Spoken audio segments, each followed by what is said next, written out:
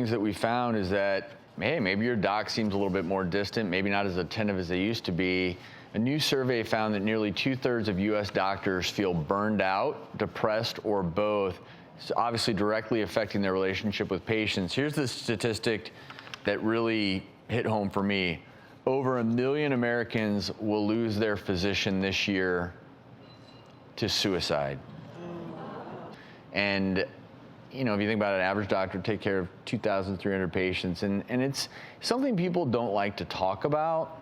And I remember being in medical school the year before I even showed up, someone had committed suicide in the locker room of the anatomy lab, and then you continue to hear stories.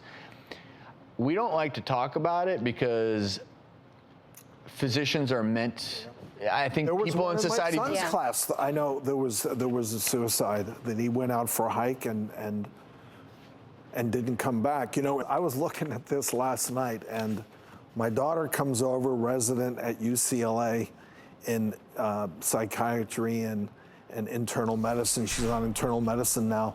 So what did she say? You know, the patients just are so unappreciative. You know, I try and I spent 2 hours with this patient, and I mean, she is the most caring, giving, and she takes it personally. I mean, I could tell that it hurt her, that they were fighting her and doubting.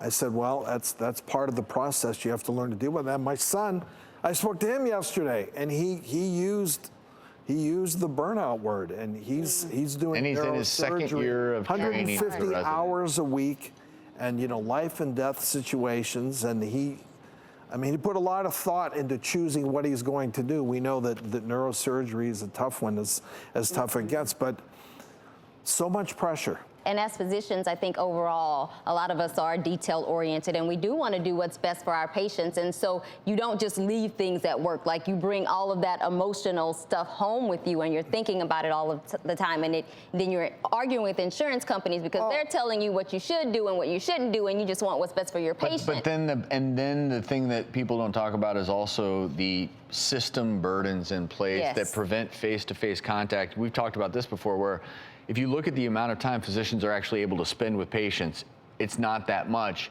And if people actually knew how much time physicians spend in computers, it's over half their time. And these are all mandated things, and everyone ends up frustrated. The patient's frustrated. No one realizes how frustrated the doctors are. Exactly. And these doctors they're depressed.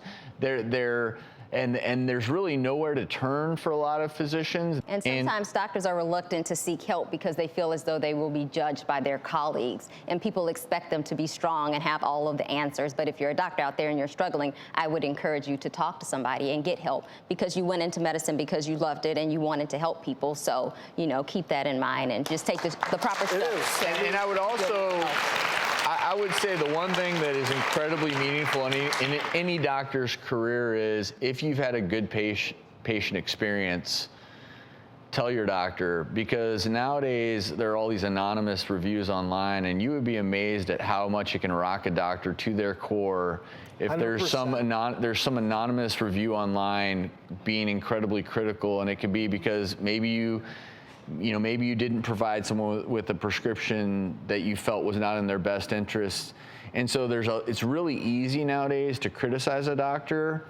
And I don't know how you all felt, but in my career, when someone has either said something nice, written a letter, it reminds you why you went into medicine.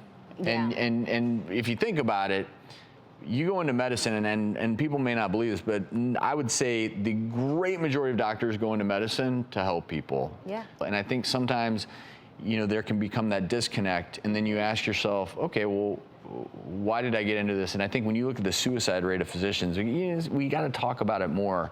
And the good news is there are some areas now, online places, where doctors can share their stories. But those notes from happy patients, thank you so much for bringing my baby into my life, or you saved my life in the ER, or, I'm so happy with my result. That's why we went into it.